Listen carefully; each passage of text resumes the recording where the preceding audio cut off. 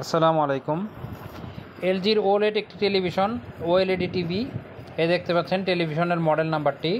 এটা আমাদের কাছে রিপেয়ারের জন্য আসছে, তো আজকে আমরা এটার কাজ করব। এটার প্রবলেমটা হচ্ছিল টেলিভিশনটাতে স্ক্রিনে ছবি আসে না, অনেক সময় আসে অনেক সময় আসে না, আর নিচের লাল বাতিটা জ্বলতে নিভতে থাকে।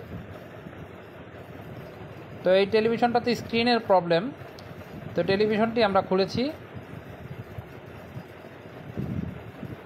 এই দেখতে পাচ্ছেন টেলিভিশনের পাওয়ার বোর্ডটি। এই হচ্ছে এর টিকন বোর্ড, আর এই হচ্ছে মেন বোর্ড বা মাদার বোর্ড বলে যেটাকে। এই টেলিভিশনটাতে আমরা প্রবলেম পেয়েছি হচ্ছিল এই টিকন বোর্ডটার এক পাশে অনেকগুলো